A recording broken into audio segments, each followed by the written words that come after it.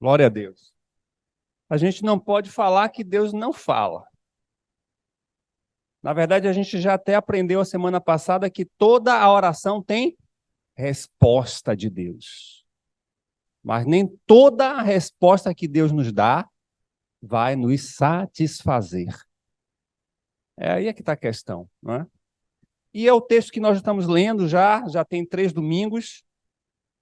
Nós estamos estudando o texto de 2 Coríntios, capítulo 12, e queria que você visitasse comigo esse texto mais uma vez.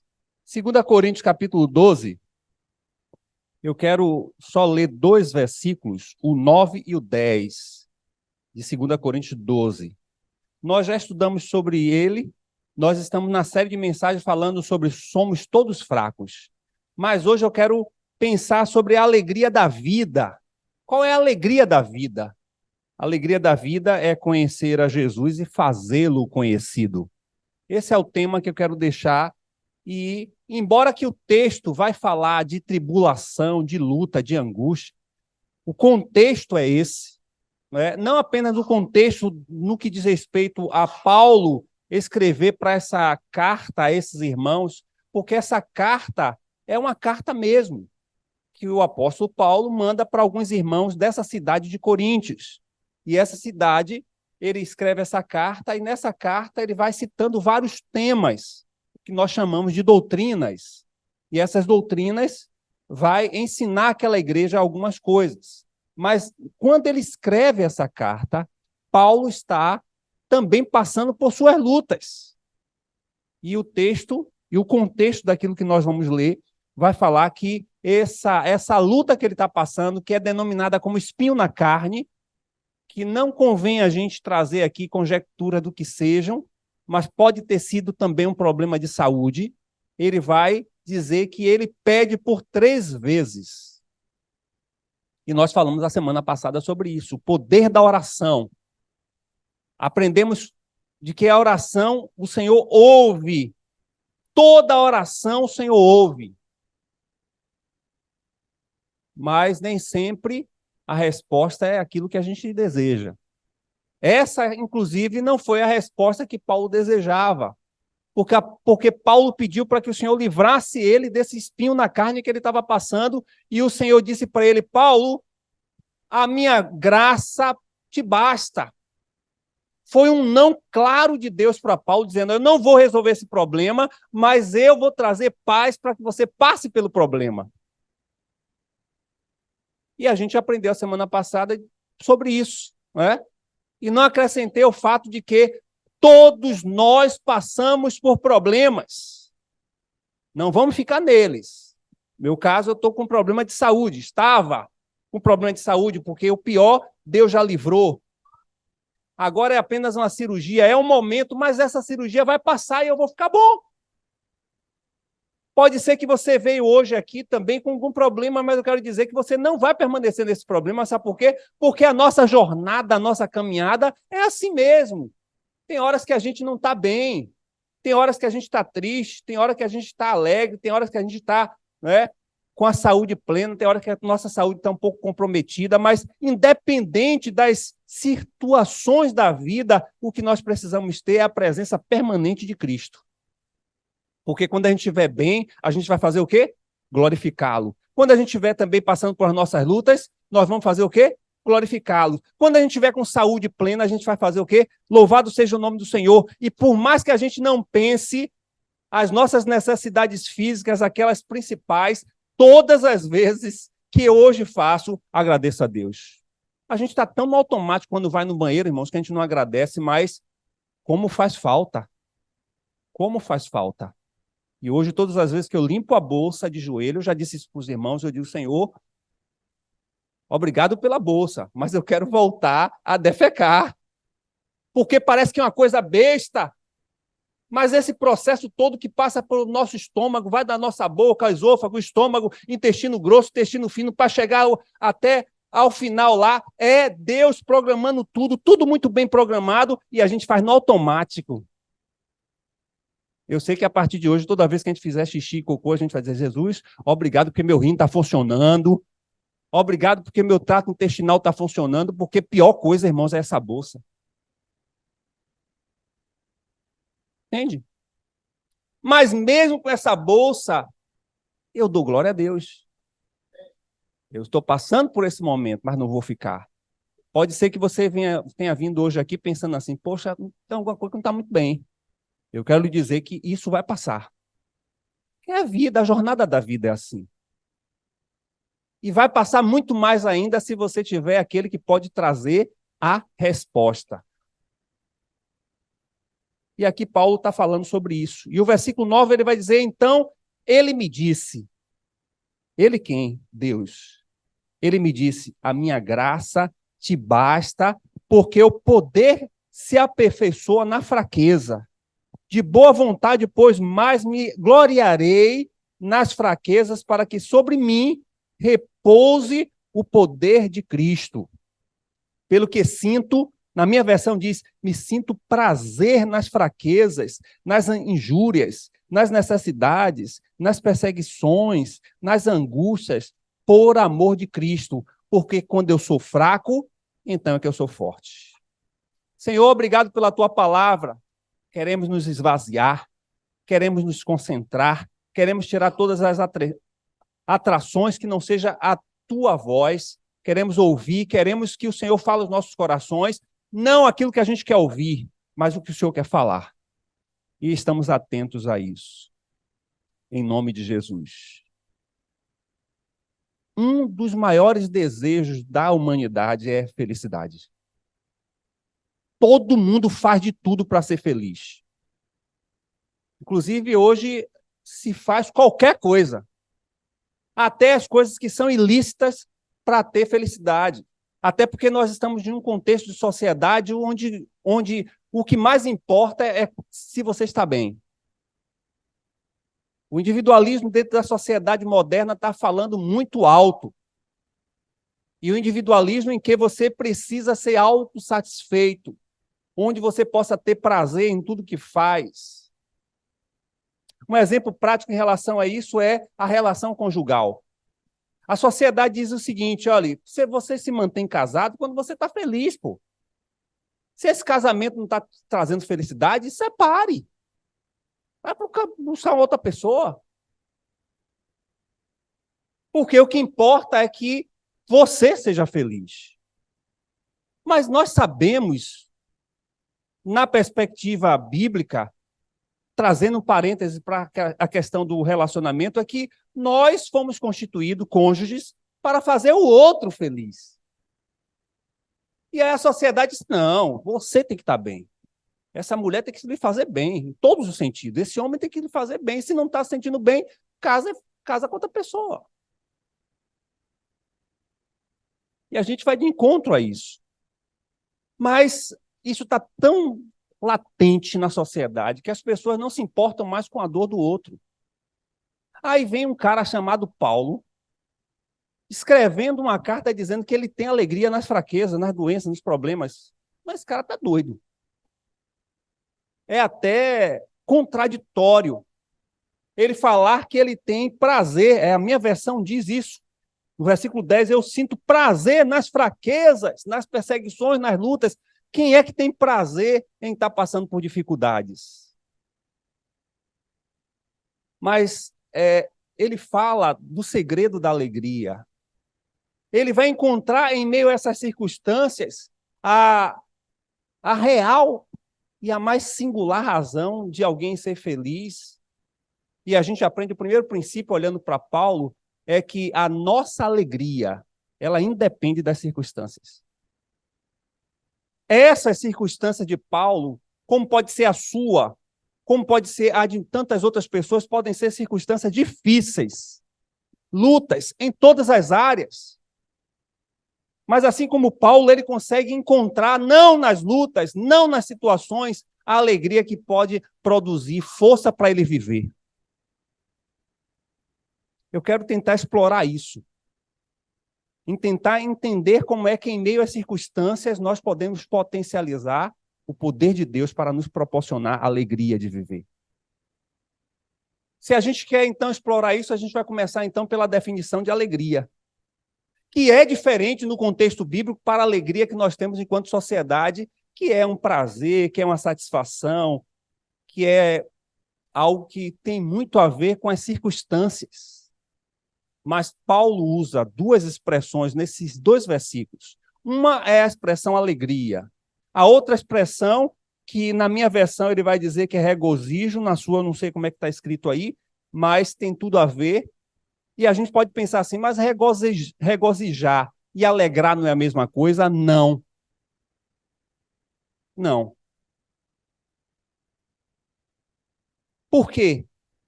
Porque a alegria, no contexto bíblico, no contexto do apóstolo, no contexto da visão de Cristo, é você estar feliz, independente das circunstâncias. Essa é a alegria. E o regozijo é você ter prazer, satisfação e alegria de forma abundante. Aí vem a diferenciação, que você se regozija não na situação, mas você regozija na fonte que produz alegria. Só para definir, então. A alegria, na visão do apóstolo, na visão da Bíblia, é você ter prazer, é você ter contentamento, é você ter satisfação em viver, independente das circunstâncias. Ou seja, mesmo que você esteja passando por uma enfermidade, mesmo que você esteja passando por uma crise financeira, você tem alegria. Por quê? Porque é produzido pelo regozijo. O regozijo, então, é o quê? É você ter alegria na fonte, que é uma alegria muito maior. E Paulo, então, vai dizer isso. Ele vai dizer que a alegria e o regozijo tem tudo a ver com Deus. O que ele produz, o que ele é capaz de fazer, muito mais do que um estado de espírito, muito mais do que as circunstâncias. Porque para a sociedade de hoje, a alegria é o estado de espírito que a pessoa está e as circunstâncias. Se as questões externas, que nós chamamos aqui de circunstâncias, está tudo favorável financeiramente, família, os negócios, a vida pessoal está tudo bem, a pessoa está feliz, está alegre. Se é um estado em que produz essa alegria por esse ambiente favorável, a pessoa está bem. Mas para a gente, na perspectiva bíblica, a alegria vai além das circunstâncias. Porque nada pode estar caminhando bem. Tudo pode estar muito difícil para a gente. Mas na nossa concepção, a gente continua tendo alegria. Porque não é um estado de espírito. A alegria é uma pessoa. A alegria é o que Jesus pode proporcionar. E é essa diferença que a gente consegue olhar para esse texto e observar. E a primeira coisa que nós vamos observar aqui, que nos traz essa alegria, que vai muito além do estado de espírito ou de situação, é que a alegria está movida pela certeza da salvação. Paulo vai trazer esse entendimento. Quando ele diz que a minha graça está suficiente. Ou seja, a minha alegria é saber que eu tenho a certeza de que Cristo, ele me resgatou e me salvou. Sem dúvidas. Mesmo que as circunstâncias sejam difíceis. Nós vamos, inclusive, encontrar em Paulo, escrevendo para outra igreja de outra cidade chamada Filipos. Essa cidade, ele estava em outro estado pior do que está. Porque quando ele escreve para essa cidade, ele estava preso em Roma. E lá, preso em Roma, ele escreve para esses irmãos, e o tema da mensagem de Paulo para os irmãos em Filipos, em Filipenses, é a alegria do Senhor. Você vai encontrar em toda a carta Paulo falando de alegria, que nós devemos ter alegria independente das circunstâncias, a alegria de poder ter a presença do Senhor. Ou seja, é no meio do caos da vida daquele homem é que ele fala de alegria. Por quê? Porque a fonte da sua alegria não está no seu estado de espírito, não está nas circunstâncias, não está nos movido com as suas realizações ou sucesso, mas a alegria de Paulo estava em saber que Cristo o alcançou pela sua graça.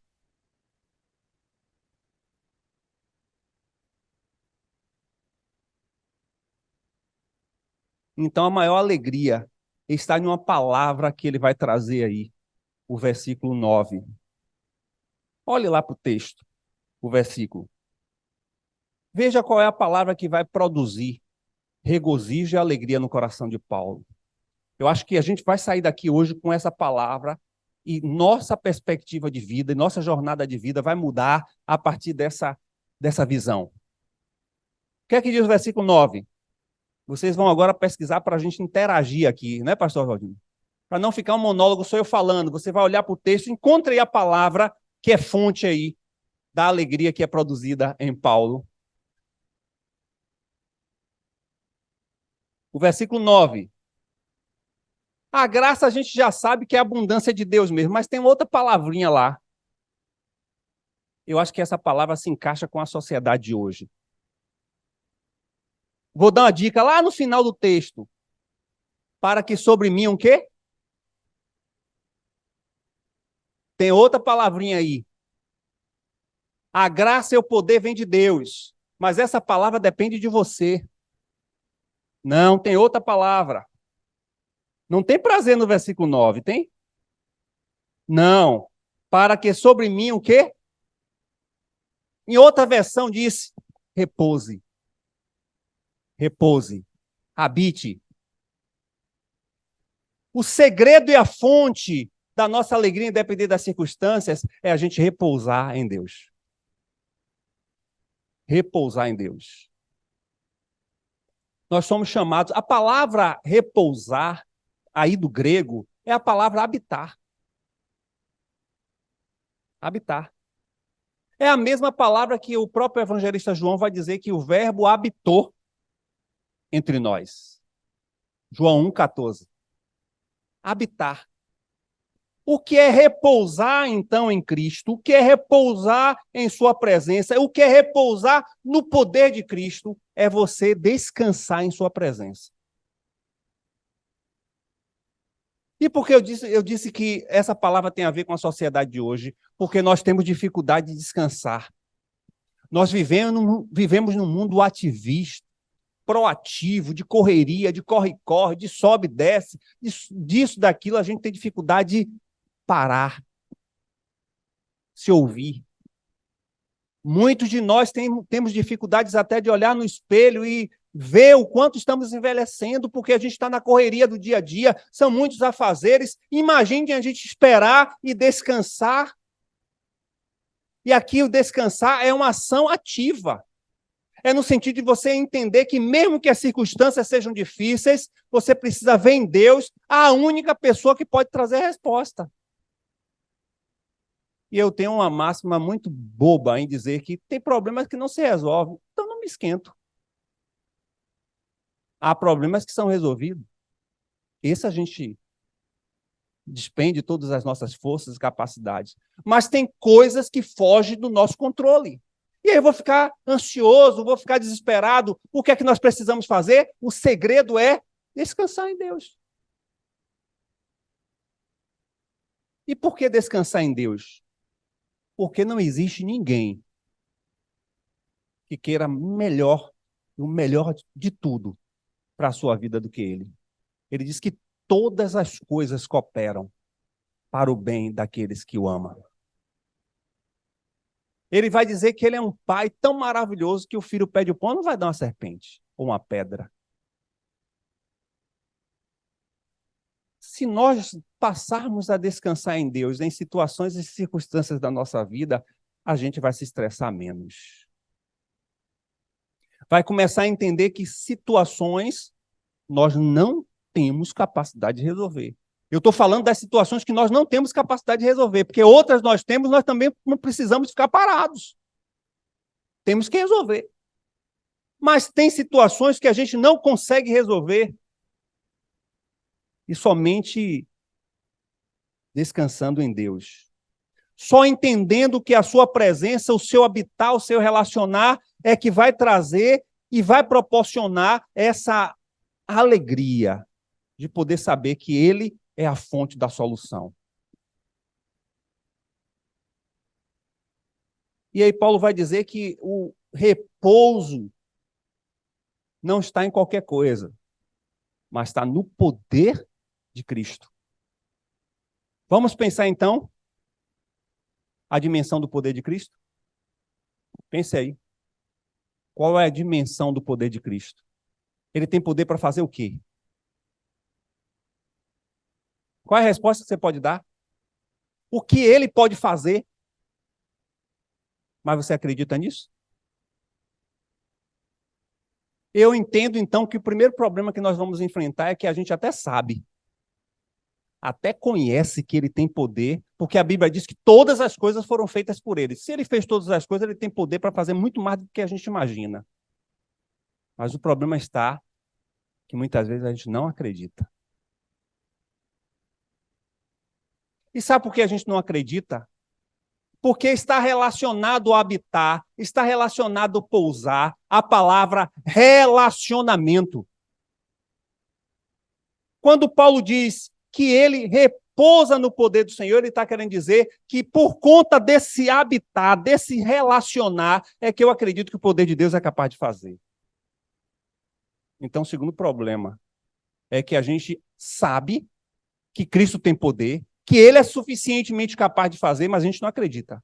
E o segundo problema é que a gente sabe que ele tem poder, que ele tem suficiência para isso, mas como a gente não tem um relacionamento íntimo com ele, a gente também não aposta nisso.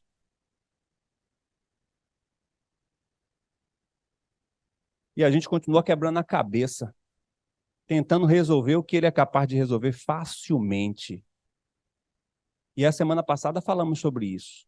Nós temos uma arma, que alguns dos teólogos chamam de arma, mas eu digo que não é arma. A palavra oração. Oração não é uma arma. Oração é relacionamento. Relacionamento. E aí você está tentando resolver um problema que basta um relacionamento. Basta um tempo com esse relacionamento para que se resolva. Ou não. E Paulo está querendo dizer, olha, esses problemas todos que eu estou aí, essa aflição que eu tenho aí, eu tenho primeiro prazer nessas fraquezas. E nós já entendemos por quê. Não é porque ele é masoquista, mas é porque quando nós nos sentimos fracos é que a gente depende mais de Deus. É quando a gente está no caos, que a gente não tem como resolver nada, como a gente está aflito, que a gente diz, meu Deus, resolve. Porque enquanto isso a gente se acha capaz de resolver tudo. E quando a gente se acha, não há como Deus operar. Mas é na nossa insuficiência, é na nossa incapacidade, é no nosso reconhecimento de impotência. Por isso que nós somos todos fracos. É que Deus é capaz de agir. Então, Paulo consegue se alegrar em meio à fraqueza, por quê? Porque lá na fraqueza, essa debilidade que não tem capacidade de resolver, que não há condição intelectual, ciência, não há capacidade humana nenhuma para resolver, é que vem a força de Deus e resolve, e ele se alegra nisso. A segunda coisa que ele passa a entender é que ele precisa entender que certas circunstâncias só descansando em Deus. E para descansar em Deus, só aqueles que têm relacionamento. Por quê? Porque relacionamento traz conhecimento. O que é que acontece com a gente no decorrer do tempo que a gente está casado com alguém? A gente passa a conhecer aquela pessoa e passa a confiar mais nela. Porque a gente já consegue até saber quais são as intenções, os propósitos, sabe até a frase que aquela pessoa pode falar, porque a gente conhece tanto. E aí, em determinadas situações e circunstâncias da nossa vida, a gente diz, não, fulano resolveria isso aí assim, assim, assim. Por quê? Porque o contato, a convivência, te traz tanta ferramenta que você já consegue até entender como é que aquela pessoa pode reagir ou agir diante de determinadas circunstâncias. Quando a gente passa a conviver com o Senhor mais profundamente, eu só encontro duas ferramentas para isso, para que você aumente sua relação com Deus, e essas ferramentas todos nós sabemos, que é a leitura da palavra e a oração, que é a vida com Deus. Você vai começar a entender o que ele é capaz de fazer e ver a dimensão dessa capacidade de Deus acontecer no seu dia a dia, e você passa a descansar mais nele. Entendeu a fórmula? Quanto mais eu leio a Bíblia, eu conheço mais de Deus. Quanto mais eu oro, mais eu falo com Deus. Relacionamento vai crescendo. Quanto mais eu cresço no meu relacionamento, mais eu confio no Senhor e passo a entender que Ele é capaz de fazer. E essa capacidade dele fazer não é de eu ouvir falar que fez isso na vida de fulano, que fez isso na vida de Beltrano, com aquele testemunho maravilhoso de algo impossível. Não, passa a funcionar agora com coisas bestas, como a gente vai para um determinado lugar e diz, Senhor, prepara aquele estacionamento para mim. E você sabe que aquele lugar, principalmente quem anda ali pelo comércio, sabe que é impossível você encontrar uma vaga ali, mas porque você tem tanto relacionamento, tanta intimidade, você fala, pai, resolve aí. Eu preciso resolver esse problema quando você chegar ao estacionamento. Eu consigo ver o poder de Deus nisso. Coisa boba, simples. Mas é fruto de relacionamento. Não é suficiente a gente estar aos domingos falando e ouvindo Deus falar, não é suficiente. E eu quero dizer para vocês algo muito interessante em relação a isso. Tem muitas casas que estão sendo erguidas sem se importar quais são os fundamentos. Tem casa, inclusive, que a gente vê muito linda. A gente não sabe qual é a fundação. A fundação não está diante dos nossos olhos. A fundação normalmente está debaixo da terra. Se essa fundação for muito fixa e firme, redundantemente edificante, essa casa, ela não é apenas bonita, ela é uma casa segura e firme. E Jesus ele vai falar, dar esse entendimento para os seus discípulos, dizendo, olha, muita gente está fazendo sua casa em cima da areia. Jesus vai dizer que as circunstâncias da vida, que vem ali como chuva, tempestade, vai derrubar essa casa. Aparentemente, a casa está erguida. Visivelmente, ela é até mais bonita do que aquela outra que tem uma fundação mais profunda. Mas não importa se a casa está bonita, se a fundação está rasa. Eu quero dizer com isso que não importa quanto tempo de vida cristã você tem, quanto você conhece da Bíblia, quanto você frequenta a igreja, se você não tem relacionamento com Deus, que é a edificação, que é a fundação, sua casa não vai aguentar esses dias maus que já começou a chegar.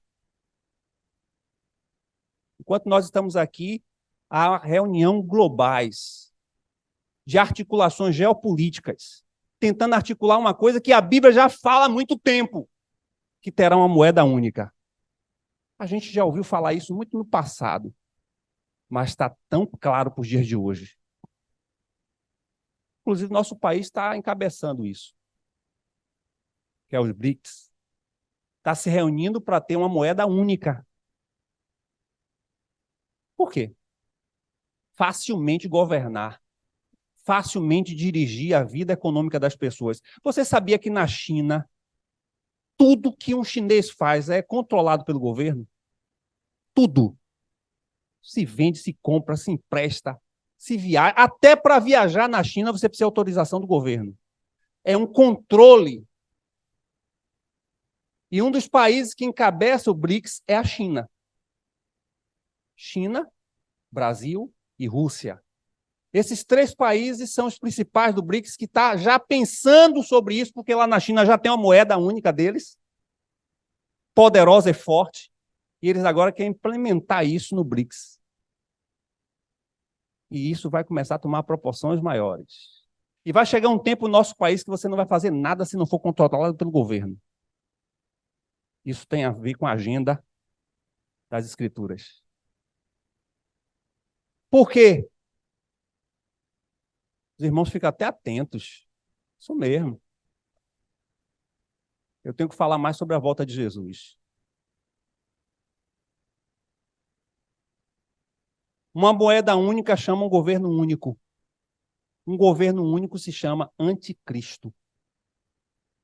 É que vai controlar. E se ele é anticristo, não fique pensando que é anti você não, viu? Porque se você é de Cristo, é contra você também. Você sabia que alguns países, alguns irmãos evangélicos já estão comprando terra nos lugares mais distantes? Você sabia, inclusive, que uma grande igreja, que nós consideramos uma igreja que não é tão saudavelmente doutrinária, já vem preparando a geração de crianças e adolescentes com sobrevivência. Sabia? Eu não quero citar qual a igreja, mas fazem acampamento de sobrevivência na mata. Por quê? Porque querem preparar a geração futura para os dias maus, onde as pessoas terão que ir para o mato. Você sabe viver no mato? Sem internet, sem água e sem energia? A gente viu o caos que aconteceu aí com a energia, que deu um blackout aí geral. Você vai saber viver no mato? É o único lugar que você vai poder ir, que a Bíblia diz que quando vem os dias maus, fuja para os montes. Não sou eu que estou dizendo, é a Bíblia. E você vai sobreviver sem o seu chuveiro quente? Sem sua internet? Sem sua água potável? Sem seu cartão de crédito que você compra a hora que você quer, onde você quer e o que você quer? Você está preparado para isso? Olha, sua casa pode estar muito bonita, viu?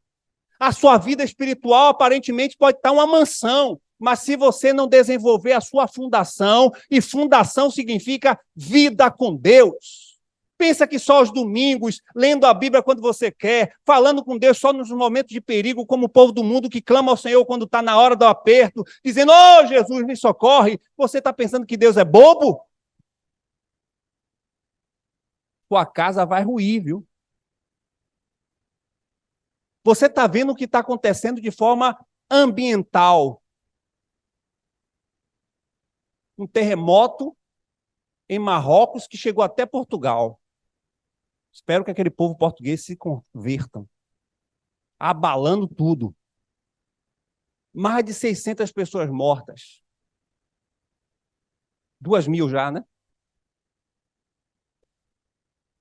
Ou você acha que isso é problema ambiental apenas?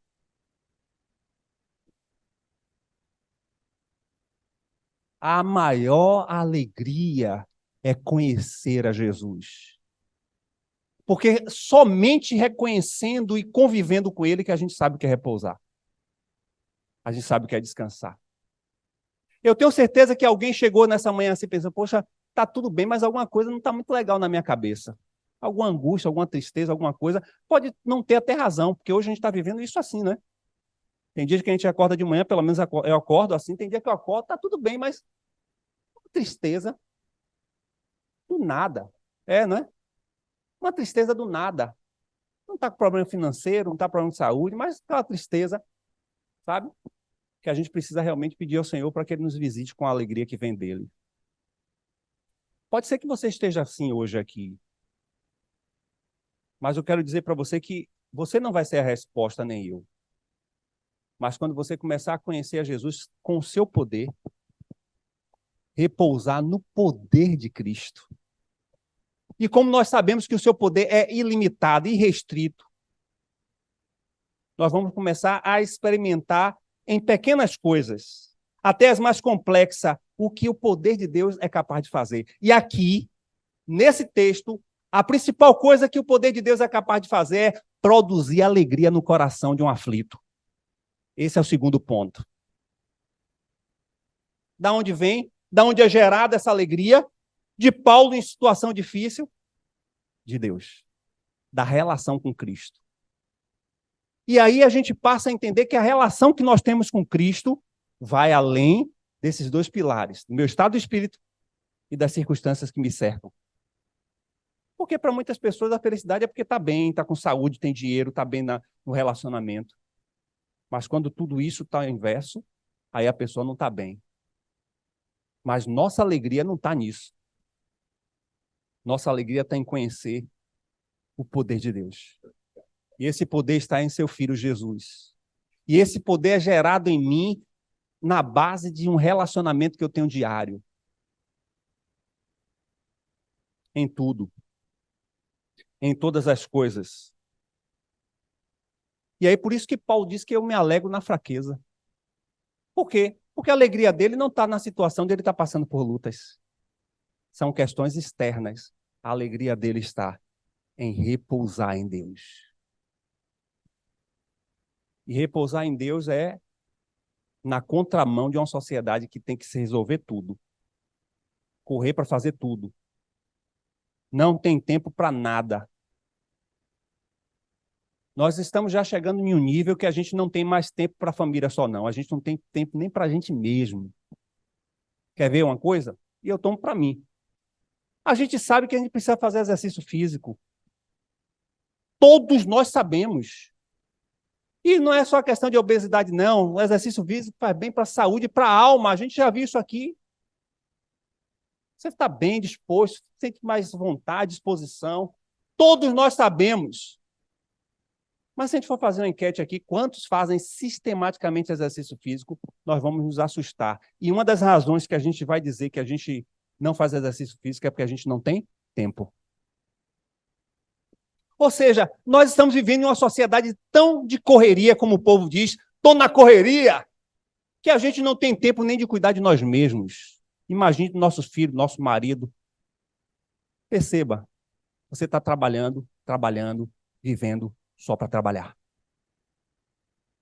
Se eu não tenho tempo para minha mulher, meu esposo, meu filho, não tenho tempo para mim, onde é que está Deus nisso? Lá longe. Ou só no domingo das 9 às 10.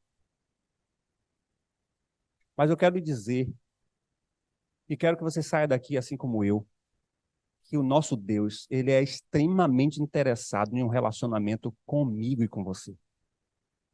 E não é suficiente só domingo. Não é só... Olha, eu estou falando só domingo porque eu sei que tem gente que nem domingo tem.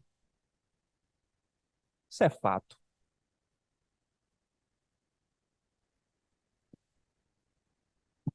O Senhor Jesus, ele está nos chamando para um relacionamento com ele. Só nesse lugar de relacionamento que a gente vai conseguir ter repouso. Tem pessoas que a gente está aqui sentado do lado, está passando tantas lutas e você nem sabe. Tem gente também que está de boa, né? Está bem, está legal, graças a Deus. Mas tem pessoas aqui que estão passando por lutas. Está aqui porque deseja descansar em Deus.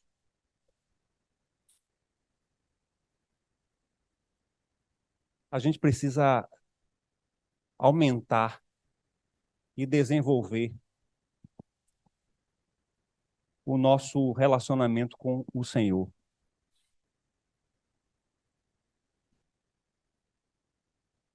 A nossa casa só vai ficar de pé se a gente botar essa fundação bem firme e funda. Do jeito que a gente está vivendo com a vida sem tempo para uma relação com o Senhor, achando que só os domingos vai ter milagre para sustentar a nossa fé, não vai ser suficiente. E eu digo mais,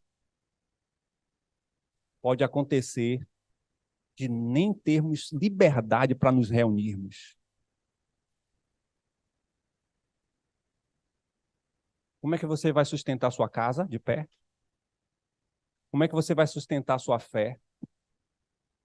Você sabia que, inclusive, já estão gerando uma Bíblia para ter uma Bíblia única no mundo? Uma Bíblia modificada? Podemos chamar de transgênica. Uma Bíblia onde vão tirar alguns valores e vão colocar o que eles querem e só essa Bíblia vai ser usada. Ou seja, essa Bíblia que você tem, né? Tem um pastor até que disse que quem tem Bíblia vai ser raro. Já está sendo. E aqui eu não quero me referir às Bíblias online, nada disso. Mas vai chegar um tempo que você não vai ter a liberdade de fazer o que a gente faz aqui com muita liberalidade, que é estudar a palavra de Deus. E que muitos de nós não valorizamos.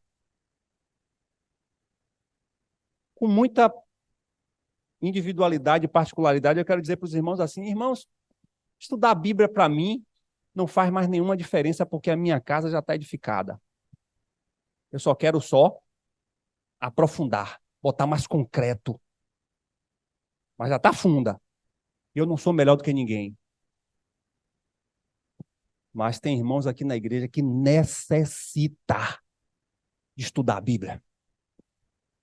Casas rasas. Até bonita.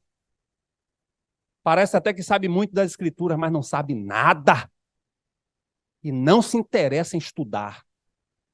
Nós temos todos os domingos 1 hora, 2 horas de estudo da palavra. Não é enrolação de história, não. É a Bíblia. Está se estudando Hebreus, está se estudando as doutrinas. Tem irmãos que a casa está tão bonita, está tão maravilhosa, que não precisa estudar a Bíblia, não. Tem gente aqui que precisa. Não é uma questão de querer, não, é necessidade. E eu estou falando isso porque os dias maus vai chegar. Minha casa eu só estou colocando cada dia mais umas bitolas de ferro aprofundando.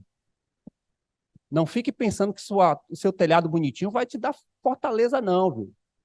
Não fique pensando que essa porta blindex que você botou na sua casa, fazendo aqui uma configuração para uma vida espiritual de maquiagem. E não me interessa que tipo de material você está botando na sua casa, não me interessa se você quer estudar a Bíblia, não me interessa se você quer participar da comunhão, não me interessa se você quer vir para o culto, problema é seu. A casa é sua. Mas não diga que não está sendo avisado que vai vir tempestade. Não diga que não foi avisado que dias maus vai chegar. E eu digo mais, dias maus não está olhando apenas para a questão externa do anticristo, do controle total econômico, não. Uma doença pode vir sobre você, se você não tiver fé para se manter de pé, você pode dizer, Senhor, começar a questionar e até abrir mão de Deus. Se você não tiver fundação. Patrícia chega até a falar e dizer, o que você passou, o que nós estamos passando, tem irmãos na igreja que não suportaria. E é verdade. Não suporta porque está raso. Esse homem chamado Paulo, ele vai fazer uma lista do que ele passou. Não sei se é a metade do que ele passou. Eu suportaria. Mas tem gente que nem a metade disso. Ele disse que ele passou por naufrágio, ele passou por perseguição, ele passou por açoite, ele foi preso, foi castado o direito dele de comprar, de ir e vir, de liberdade. Mas eu repouso no poder de Deus. Relacionamento com Deus. A alegria vem da fonte. A fonte é Cristo. Não são as circunstâncias. Não é o dinheiro que a gente tem no banco, não é a casa boa que a gente comprou, nem o carro que a gente trocou. Tudo isso são alegrias secundárias. Mas a fonte é Jesus. Porque nesses momentos de dificuldade, esse carro não vai te dar resposta, essa casa não vai te dar resposta, essa estabilidade econômica não vai te dar resposta, você vai ver o caos que vai vir, a dificuldade que é, e a gente percebe tantas pessoas que se humanizam quando estão na aflição. Porque a soberba sempre levou ela a um nível mais alto. Mas basta ter uma doença para se humanizar, para perceber que é todo mundo pó.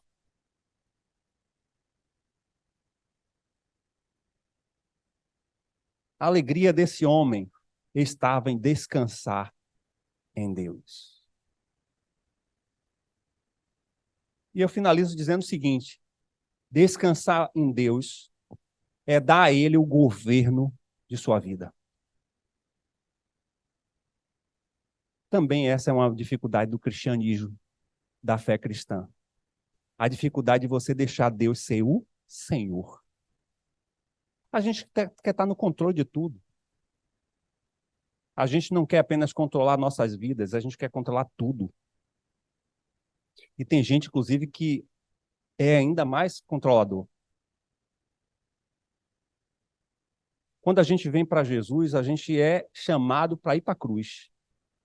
Cruz é lugar de esvaziamento.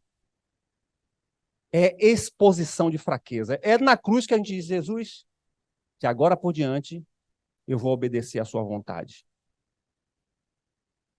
Fácil? Nunca foi. Você já viu algum momento na Bíblia Jesus ficar adulando alguém em segui-lo? Aquele jovem rico, que ele disse, dá tudo, vende tudo, entrega tudo, me siga. Aí foi o que ele fez? Ele viu que ele tinha muito dinheiro, deu as costas, foi embora. Jesus fez, ei, jovem, venha, rapaz, comigo vai ser melhor. Foi assim? Aquele outro que disse assim, eu comprei agora, né, uma empresa, fiz uma empresa aqui, tal. Deixa eu primeiro administrar aqui, quando tiver lucro eu te sigo. Jesus nem deu a mínima para ele. Para seguir a Jesus é uma entrega. É por isso que é difícil. E é por isso que nós estamos aqui. Porque ainda não entregamos tudo. Estamos entregando pouco a pouco. Tem gente que já entregou mais. Mas tem gente que ainda está no controle. Quer controlar, quer dirigir. Exercício para a semana. Tudo que você fizer durante a semana, você vai pedir ao Senhor para te orientar. Vai dirigir, Senhor, para onde eu vou, me guia. Me dá uma direção, me evita de qualquer problema que eu possa causar ou ser causado por alguém. Quando você estiver na hora de cozinhar, e aqui eu não estou falando para mulheres, estou falando para todos, porque todos nós cozinhamos. Na hora de você cozinhar, Senhor, que a tua presença traga sabor a essa comida. Quando você amanhã entrar nesse trabalho, que tem um bocado de gente que é abençoado está ali dentro, você vai entrar e dizer, Senhor, vai na minha frente. Eu estou simplesmente estimulando a vocês a terem relacionamento com o Senhor, porque Ele se importa com tudo que você é e com tudo que você faz. Não adianta vir só domingo aqui orar e cantar, não, irmãos. Ele quer que você cante quando você acordar, quando você dormir, quando você for para a padaria. Na hora que você estiver brigando com seu marido, comece a cantar. Que tal? Glorificar no meio do conflito. Tem o nome que vocês dão aí, AR, isso não é? DR.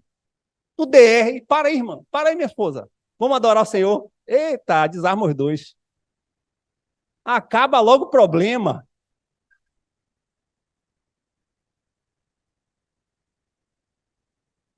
Na hora que você estiver lavando o cabelo, e muita gente já lavou o cabelo ontem, sábado, principalmente as nossas irmãs, que não fica mais do que 5 minutos lavando o cabelo, porque tem o shampoo e o condicionador.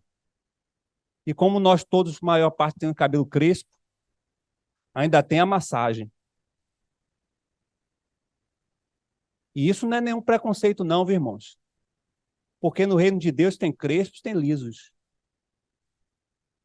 Mas você está ali dando um tratamento no seu cabelo, em vez de ficar pensando em besteira, o que é que você faz? Jesus, trata desse cabelo, dá um jeito, amacia, porque foi o Senhor que me deu. Irmão, não tem jeito, você vai para a morte com esse cabelo. É o quê?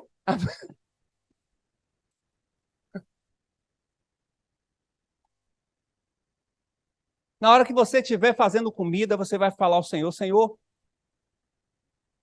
me dá a alegria de poder viver. É verdade. Ah, mas só tem o arroz e o frango, né? Senhor, obrigado, que me deu condições de comprar. Me deu gás. Aqueles que não têm um sistema já em casa, botijão de gás. Você sabe que todos os anos, eu estava vendo essa semana, inclusive, sobre isso, 17% do povo de Salvador é queimado porque não tem um botijão de gás em casa. 17% é altíssimo. Você tem botijão de gás ou gás encanado, mas tem muita gente que está botando lenha ou álcool. A maior parte é acidente por conta de álcool. Já percebeu que em tudo tem Deus? Já percebeu que Ele quer que você olhe para todas essas circunstâncias e agradeça a Ele, porque isso é relacionamento? Então nós vamos sair daqui hoje, pensando nisso. Pensando que em tudo que você vier a fazer, você vai ver Deus agindo. E você vai começar a ter uma geração de alegria no seu coração. E vai até questionar. Essa situação está difícil, mas eu não estou bem, estou alegre, estou em paz. Por quê? Porque você está buscando na fonte. Você quer isso para você? Eu quero isso para mim também. É um exercício de todos nós. Principalmente, irmãos. Peça para o Senhor mudar o seu caráter. Se você já puder acordar de manhã, em vez de agradecer qualquer coisa, dizer, Senhor, hoje, me faz mais parecido com o Senhor. Trata essa minha natureza. Ó, irmãos, precisamos de tratamento. Muita gente difícil. Natureza difícil. Eu sei que não temos uma história de vida, muitos não têm uma história de vida muito saudável. problemas familiares. Mas você veio para Jesus. Se alguém pode tratar, não é o seu terapeuta. Embora que são instrumentos para isso. Mas quem pode tratar é Cristo. Agora, com vida superficial, vamos continuar os mesmos. Anos e sai ano. E olha que nós já estamos indo para o final do ano de 2023. O que é que mudou? O que é que mudou? Eu quero convidar você também a fazer uma mudança de vida hoje. Mas já quero dizer antemão, vai trazer dores. Vai mexer em área da sua vida. Eu conheço gente que diz assim, depois que eu vim para Jesus, tudo piorou. É mesmo. Piorou porque agora você tem alguém que lhe confronta. Alguém que diz que você precisa mudar de vida. Alguém que vai mexer com você para o seu bem. Como nós estamos sendo mexidos. Se você quer viver isso, eu digo para você que a resposta é caminhar com Jesus. Né, pastor Oswaldino? Caminhar com Jesus é um caminho de sempre transformações. Aí vamos começar uma viravolta na nossa vida. As coisas vão começar a acontecer de transformação, de interior, de mudança de comportamento, de sentimento, atitudes, independente das circunstâncias que nos cercam. Nós vamos começar a ver as coisas mudarem. Mas assim como esse homem passou essa experiência de repousar no poder de Cristo, e o poder de Cristo é tremendamente, suficientemente capaz de fazer muita coisa. Mudar casamento, mudar a história pessoal, curar feridas, lembranças dolorosas, ajustar financeiramente, como o povo brasileiro está com problemas financeiros, de má gestão, de consumismo. Jesus mexe com tudo isso e muito mais. E além de ele mexer, ele garante que ele mexe para melhorar. Se você quer isso, esse relacionamento, aí é uma decisão sua. Mas não diga que não avisei. Viver a vida com Jesus é extremamente prazeroso. Mas vai ser mexido. Vai ter alguns momentos que vai trazer um pouco de dor. Vai ter um momento que você vai ter que carregar a cruz. Mas no final de tudo há a promessa de que nós viveremos com Ele eternamente. E que isso tudo aqui vai passar, tudo aqui vai passar. Mas a eternidade é garantida em Cristo. Se você quer tomar essa decisão de seguir a Jesus, a mim não, eu sou falho. Mas juntos seguirmos a Cristo. Ter um relacionamento com Ele. Se você quer tomar essa decisão, ou para alguns que nessa manhã também estão aqui precisando reavaliar essa decisão que deixaram pelo caminho. Eu acho que é o tempo chamado hoje. O autor aos Hebreus vai dizer que se hoje ouvir a voz do Senhor, hoje responda. Hoje, porque hoje é o dia e o momento que você garante o seu viver. Amanhã ninguém sabe. Então, se você quiser, há um louvor que fala sobre a bondade de Deus. Quero convidar os irmãos para estarem cantando e louvando ao Senhor. Eu quero dizer que nosso Deus, ele tem esse projeto para a sua vida. Projeto maravilhoso. É um projeto que vai começar a fazer.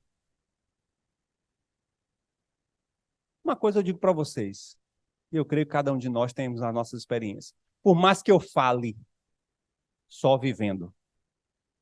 Viver a vida com Jesus, por mais que eu diga, só com Ele. E aí você vai ver e vai experimentar. E se porventura você também já está nessa caminhada e não tem experimentado, tem um problema aí. Porque é impossível ter um relacionamento com Jesus e não ser tocado por Ele. nas mínimas coisas, de um estacionamento, como eu falei, como as coisas mais impossíveis, como uma doença terminal. E ele trazer uma resposta, ele solucionar. É uma coisa absolutamente maravilhosa viver com Cristo. É sempre algo novo, é sempre um chamamento para um lugar de calmaria e de tranquilidade. Por mais que tudo esteja muito difícil, com Cristo a gente consegue olhar para as dificuldades e ver nelas sempre instrumento, porque mesmo nas dificuldades, nas aflições, o Senhor sempre ensina algo para cada um de nós. Vem viver essa experiência em Cristo. Depois você vai começar a promulgar isso, você vai começar a compartilhar isso com as outras pessoas. Obrigado, Senhor. Obrigado por essa oportunidade de estarmos aqui, ouvindo o Senhor, de estarmos aqui, Senhor Deus, colocando diante do Senhor as nossas debilidades, dizendo que estamos passando por lutas, estamos cansados, alguns enfermos, outros vivendo um momento de enfermidade sobre a família, e como tal, toda a família adoece. Alguns outros estão passando por desafios. Senhor, alguns adentraram essa casa de oração em busca de uma resposta, em busca de mudança de comportamento. Alguns outros entraram aqui porque ainda está alguma coisa dentro que não está funcionando, algo muito pessoal, interior. E o Senhor vai despedi-las dessa reunião, desse encontro, mostrando que contigo, Senhor, essa jornada, por mais que as circunstâncias sejam difíceis, por mais que estejamos passando por adversidades nesse momento, o Senhor é a fonte da nossa alegria, porque o Senhor nos convida para um lugar de repouso, de confiança em Ti. Como diz em Tua palavra que o Senhor é o bom pastor e o Senhor leva para pastos verdejantes, lugar de descanso e de consolo. Essa manhã nós estamos aqui para isso, para dizer ao Senhor que precisamos do consolo que vem de Ti, a resolução que vem da Tua poderosa mão, para nós nos ressignificarmos lutas que estamos passando. Mas também essa manhã viemos aqui para dizer o quanto o Senhor nos ama e que investe em nós,